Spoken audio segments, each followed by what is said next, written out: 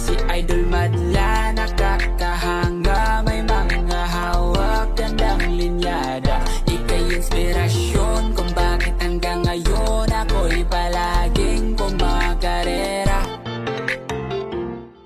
Isang itim saka isang Batman naman ang pagpaparisin natin today. So ayan sila. Yan, kita nyo naman, ganda, di ba? So isang pure black na Barako. Ay, Barako. Yung hen pala yung pure black. Ayan. Yung ating Jansen. Itim na Jansen. So ito yung kaparis niya. Black white flight. Vandenbroek, mga kalapatids. Ganda niyan. Ayan.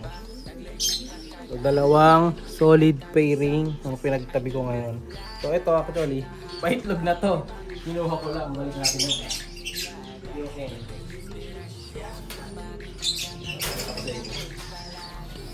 Kinuha ko lang para may vlog natin. So paitlog na yan. Napansin ko kasi yung pitan niya mababa na. Tapos paano na rin mga kalapatids. Paupo-upo na rin.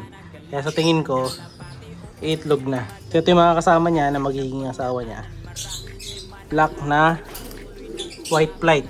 So parehong itim yan. Parehong. Barako yun yung white flight. And then ito yung babae. Ayan. So try natin dito makapaglalabas tayo dito ng mga itim na white flight.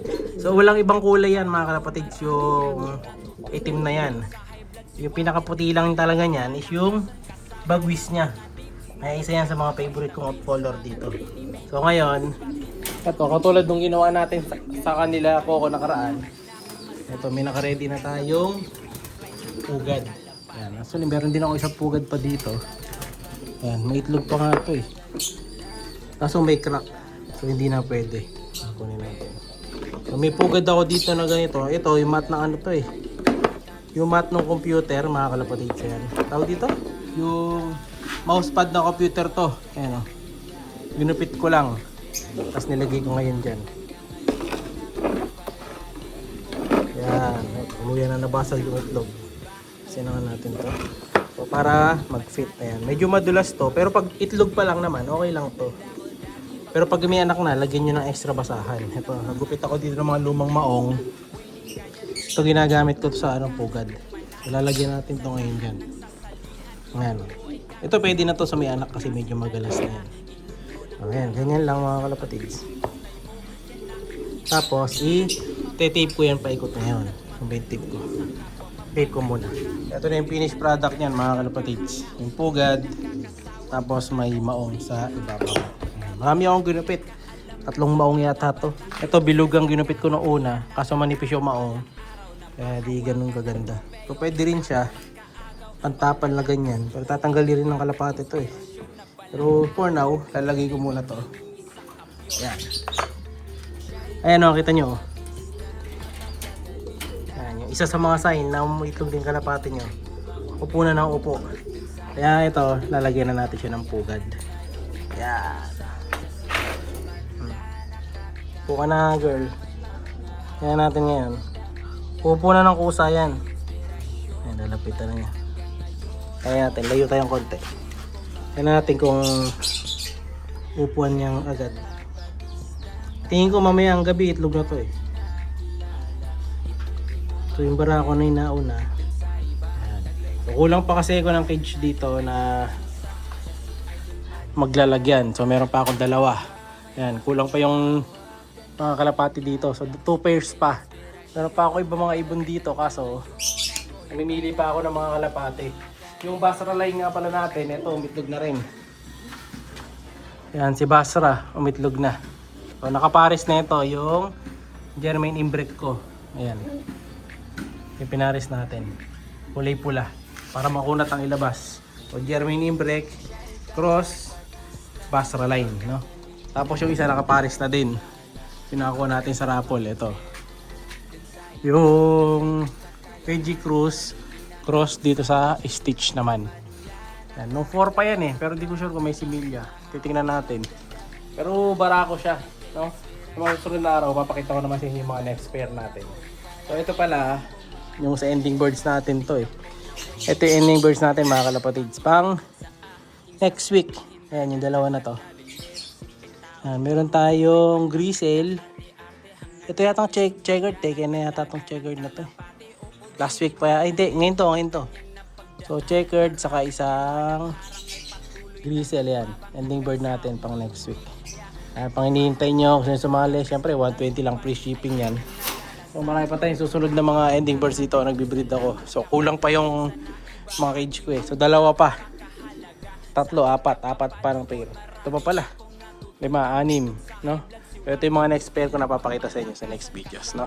So, abangan nyo yan. So, bukas papakita natin yan sa next part. For the meantime, itong barako natin na speedbird na full sip nila Kobe, nila AJ. Hanapan natin ang kapares to. No? So, kukuha tayo ng isang hen. Pero check ko si Hinata sa labas. Kasi parang siya yung pwedeng pares dun eh. Tuloy ko sa Hinata. Nandun sa labas eh. Yan, ito mga kalapatids. Hawak ko na. Yung isa sa pinakabibilis kong ibon dito sa loft. Yan, alam nyo naman ito. 2 times pan race winner na to mga kalapatids. Kaya asahan na natin talaga na mabilis ang nilalabas nito. Makita nyo yung anak nito na si Violet, di ba? Na nanalo na rin. No? Kaya ito, papares ko sa dito. Ayan. Pero magkabag-anak sila niyan. No? So bali ito kasing checkered natin na to na si Hinata. Ang magulang nito, ang alam ko kapatid din nito eh. So bali magtito sila.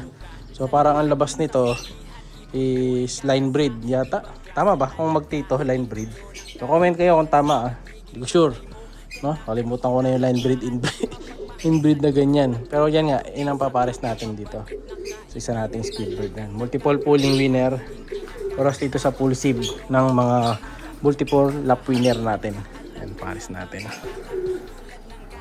Sige boy. Matagal lang walang pares to mga kalapatids. Ayan, tingnan natin. Ayan. Ayan, okay naman pala siya eh. Ayan, sige, pares. Ayan, pares ka lang dyan ha. Mukhang mabilis naman siya papares. Para yung buro ko to isa sa hindi siya binubugbog sa kulungan. Hindi tumutuka-tuka yung isa. Ayan. So ito yung dating pares. No? Siyempre yung pinanggalingan ng dalawa na yan, ito rin mga kalapatids. Si Jutes. Pinaka magulang nila lahat na mabibilis ko dito. Yan ang galing. Kaya nakasolo siya ngayon. Kinukondisyon ko yan. Paparisa natin ang hinahanap ko yung ano eh. Anak niya or apo niya. Doon ko siya papares. Para ma-inbreed. Ayan. Ayos na. Yan ang pairing natin para sa speed. Need for speed tayo. No? So kunin natin. Pagtabihin natin. Yan itong dalawa. Speedbird cross speedbird yung pinagpares natin ngayon. Ang ganda nito. So ang mata nila, titingnan natin. So isang ito pearl eye. Ito orange eye. So sakto rin sila match. Pero magkamag-anak to mga kalapatid. Same line. Na Vandenbroek with Van Bunderen. Sakto.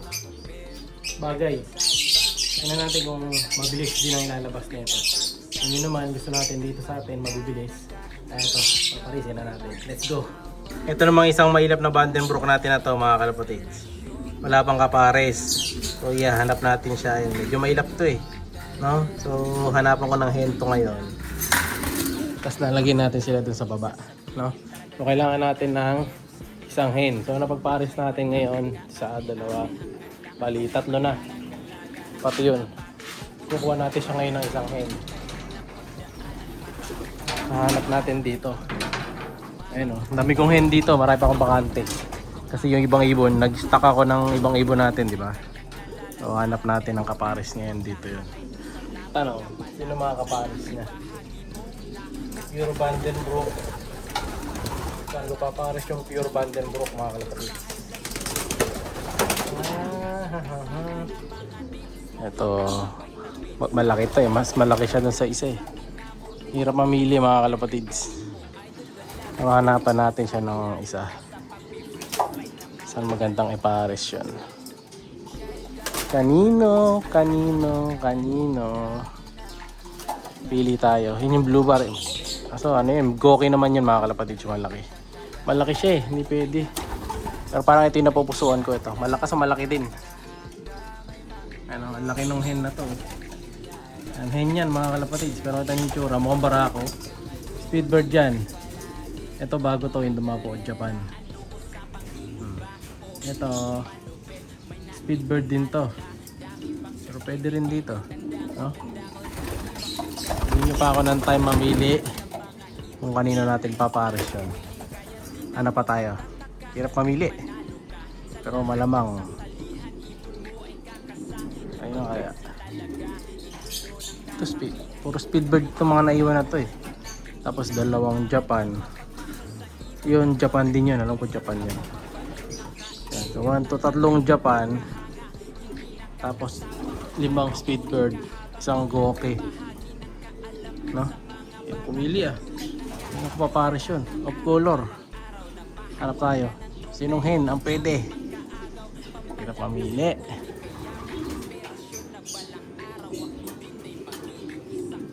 Kanino kaya ni Paris? Doon na lang muna siguro mga kalapatids yun. Try natin doon, no? Kunin natin. Ito yung white kanina na Vandenbroek mga kalapatids. Ito na yung mga kaparis niya. Ayan. So ito yung napili ko, pinalitan natin. Ayan na, pair na yan. Tabi na natin siya.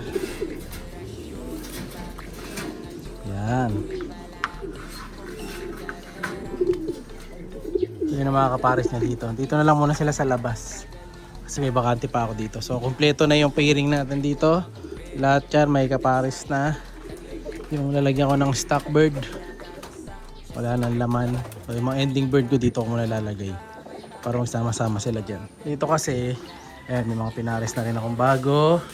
Ito, may iba pa akong mga pagpaparisin, no? So, yun na muna para sa araw na ito. Update ko na lang kayo sa susunod. Ayun yung isa, ginulpi. Siya'y kalapatistang napakagaling na kinakilala.